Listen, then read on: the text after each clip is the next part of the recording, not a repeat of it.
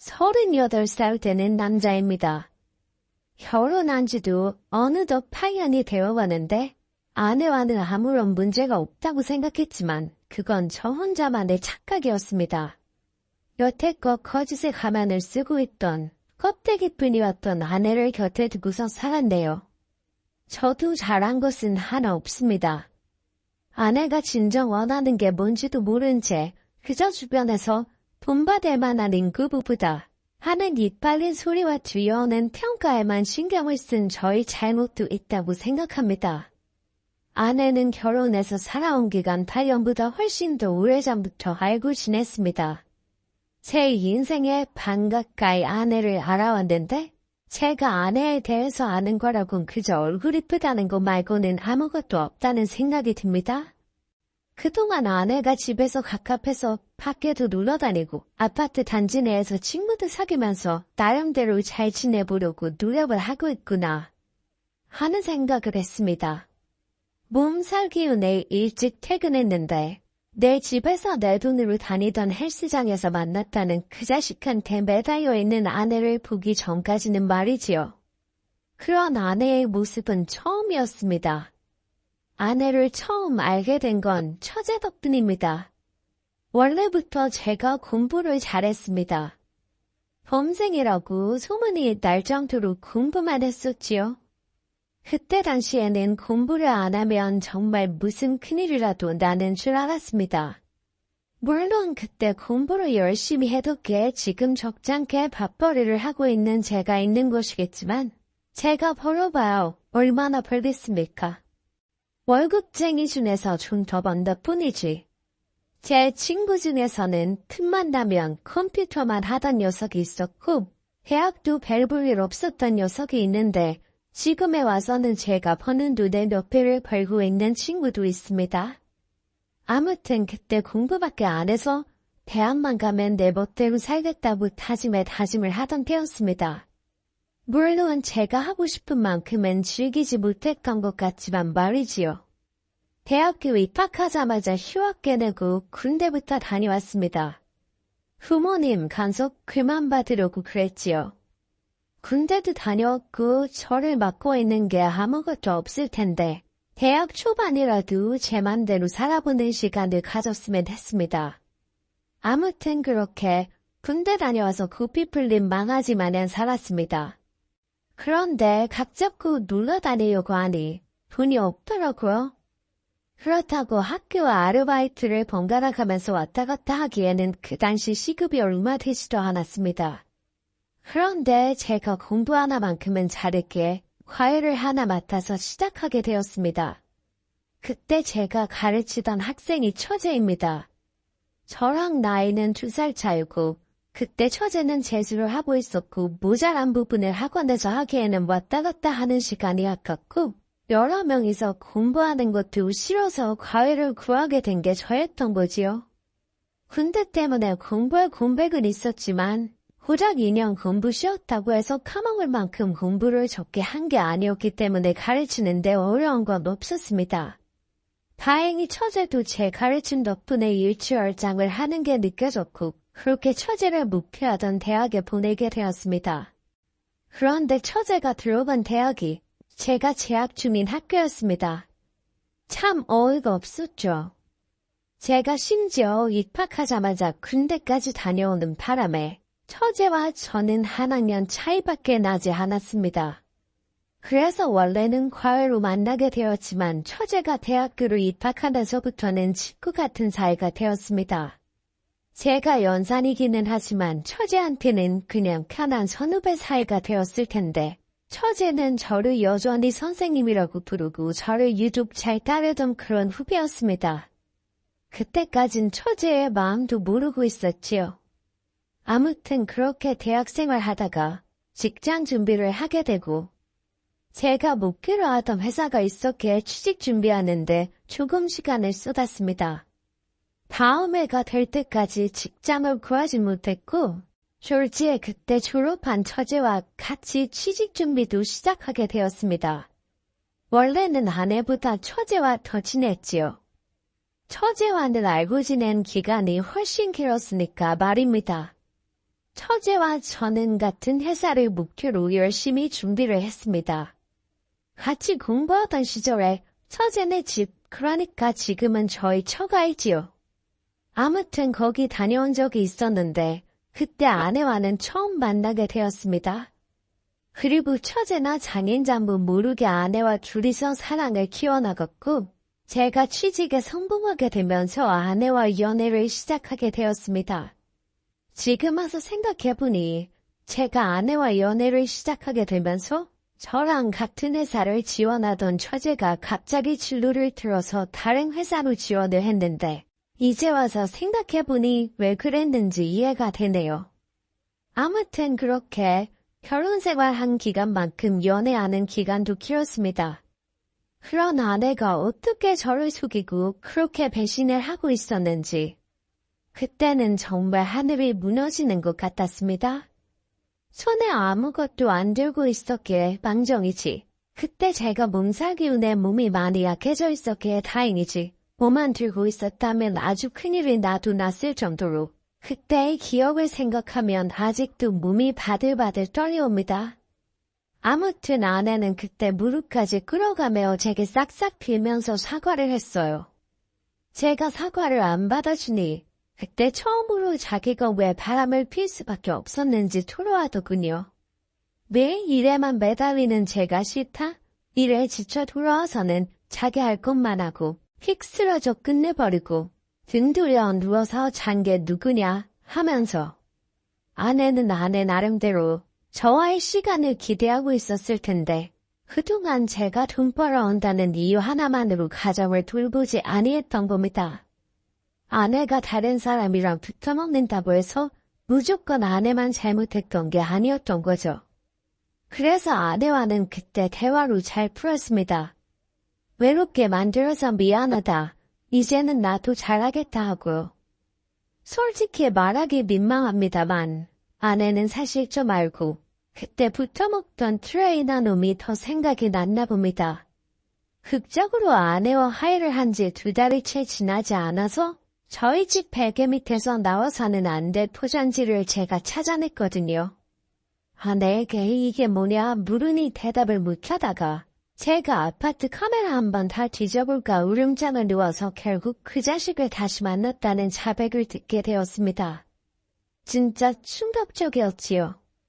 내 잘못이라고 생각해서 아내와 잘 해결하고 있다 생각했는데 아내는 그냥 저한테 만족을 못했던 겁니다.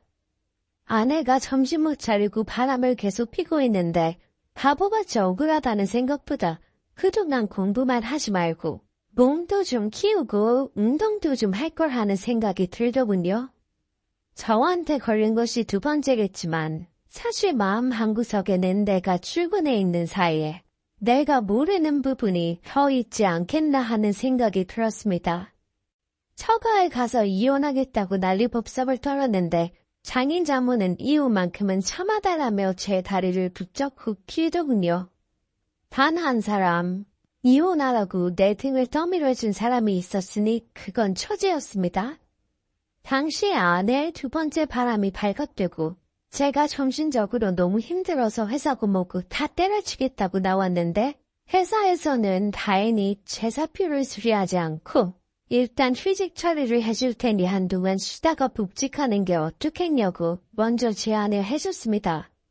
아내는 처가에서 지내면서 매일같이 집에 찾아와서 제 앞에서 용서를 구했지만 솔직히 말해서 이젠 아내 말이 믿기지가 않았습니다. 제가 문도 안 열어주고 집에서 버티고 있으면 아내는 문 앞에서 기다리겠다 말하고는 1시간도 지나지 않아 돌아가기 일쑤였거든요. 돌아가는 길에 헬스장에 들러서 그 자식을 다시 만날지 그건 아무도 모르는 일이었으니 말입니다. 처음엔 단지 이 모든 일이 사실 내 탓이라고 옮기는 아내, 그리고 장인장모에게 복수해줄 생각이었습니다. 복수의 화살이 저 집구석에서 유일한 내 편이었던 처제한테 향한 건 제 잘못이겠지요. 아내가 집에 돌아가고 나면 처제가 저희 집으로 왔습니다. 불쌍한 형부 밥이라도 먹이겠다며 먹을 거리 바리바리 싸들고 항상 찾아왔지요. 아내한테 걸리지 않게 아내가 집 앞에 있는 동안에는 추운 겨울이었는데 꽁꽁 언 손으로 밖에서 아내가 떠나기를 기다렸다가 들어오고는 했습니다. 처음에는 처제도 문전박대를 했습니다만 유일하게 내 한탄 들어주는 사람이 처제였습니다. 내가 아내를 위해, 너네 집을 위해 얼마나 열심히 살았는지 아냐. 명절 때며 행사 때며 내 부모한테 주는 돈보다 더 많은 돈을 줬다. 아내 고생 안 시키겠다고 직장도 그만두게 했고 제대로 된 저녁 한 끼 얻어먹지 못했어도 아내한테만큼은 언제나 진심이었다. 매번 똑같은 말을 외치면 처제는 알고 있다고 하면서 저를 위로해줬습니다. 처제에게 마음을 열고 나니 그래도 내 이야기 들어주는 사람 하나, 내 편이라고 하나 있으니 그동안에는 큰 위로가 되었지요. 처제가 저를 위로해주는 동안 제 마음속의 분노가 조금씩 가라앉았습니다. 그러다 어느 순간에 이쯤이면 아내를 용서해줘도 되지 않을까 하는 바보 같은 생각이 들더군요. 그런데 의외로 처제는 그런 저의 말에 언니를 용서해주지 말라고 제 말을 딱 잡아 끊었습니다. 내 언니지만 한 번도 아니고 두 번이나 신뢰를 저버린 사람을 받아주면 현부꼴만 우스워지는 거라고요. 그런데 그 말이 오히려 제 자존심을 건드렸던 겁니다. 음절하게 짝이 없는 상황이었지요. 처제에게 아내에게 복수를 하고 싶으니 오늘은 우리 집에서 자고 가라고 해버린 것이지요. 그런데 처제의 반응이 너무나도 순순했습니다. 방이 3개짜리 아파트였지만 하나는 아내가 옷방으로 쓰고 있었고 또 하나의 방은 아내가 집에서 운동한답시고 해서 체육방같이 꾸며진 방이었기에 처제가 자고 갈 곳이 따로 없었습니다. 솔직히 처제가 순순히 자고 간다고 나왔을 때 당황스러워서 저도 말을 길게 잇지 못했습니다. 처제한테 그러면 방에서 자라고 말하고 저는 이불 몇 개 들고 나와서 거실 소파에 자리를 만들어 거기에 누웠습니다. 처제가 자기가 소파에서 자도 된다고 했는데 제가 마음이 불편해서 안 되겠다고 말하니 세상 심각한 표정으로 있던 처제가 웃으면서 형구는 처음 봤을 때부터 편한 게 하나도 없다며 미소를 짓더군요. 처제는 제가 처제 재수를 도와줄 때부터 저한테 마음이 있었다는 놀라운 사실을 말해주더군요. 일부러 학교도 저와 같은 학교로 지원했던 거고 같이 취직 준비하면서 같은 회사를 준비했던 것도 저와 더 오래 함께했고 싶었기 때문이랍니다. 그런데 제가 아내와 연애를 시작하게 되면서 처제의 꿈은 산산조각이 나버린 것이지요. 그때는 제자이자 선후배, 오히려 친구에 더 가까운 처제였기에 처제의 그런 마음은 눈치도 채지 못했었습니다. 괜한 말을 들으니 잠이 더 안 오더군요. 거실에 불은 꺼져 있어서 어둠밖에 없었는데 희미하게 보이는 천장의 어둠 속에서 어찌나 말똥말똥하게 보이던지. 그런데 처제가 저를 부르더군요. 손살같이 방으로 들어가니 소파에서 자면 허리 아프지 않냐면서 침대도 넓은데 그냥 옆에서 자라고 하더군요. 자기도 긴장이 돼서 못 자겠다고 차라리 같이 있으면 마음이 진정이라도 되겠다면서요. 불가항력이 있고요. 저는 그렇게 방으로 다시 들어가게 되었고 그날 저녁에 처제의 오랜 기다림에 응해줄 수 있었습니다. 옆에 누워있는 처제는 저를 똑바로 쳐다보지 못했고 천장을 보면서 넌지시 말을 꺼내더군요. 처제는 하루빨리 제가 아내와 이혼하고 자기는 저를 위해서라면 가족도 등질 수 있으니 둘이서 행복하게 살면 안 되겠냐 물어왔습니다. 언니나 자기 부모님이나 솔직히 형부의 경제적 지원이 없으면 어떻게 제대로 살 수도 없는 사람들이라고요. 자기가 그 사람들 버리고 형부와 함께하면 그 사람들은 스스로 망하지 않겠냐고 하면서 그게 제가 할 수 있는 최고의 복수가 아니겠냐 하더군요. 다음 날 아침에도 아내가 어김없이 저에게 용서를 구하러 찾아왔습니다. 처음으로 아내가 기다리던 집 앞에 현관문이 열렸는데 문 앞에 다른 사람이 아니라 자기 동생이 나오니 아내가 엄청 당황하더군요.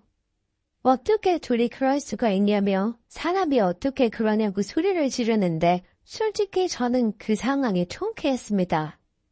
믿음을 배신한 결과를 그 기분이 어떤지를 끝내 아내에게 보여줄 수 있었으니 말입니다.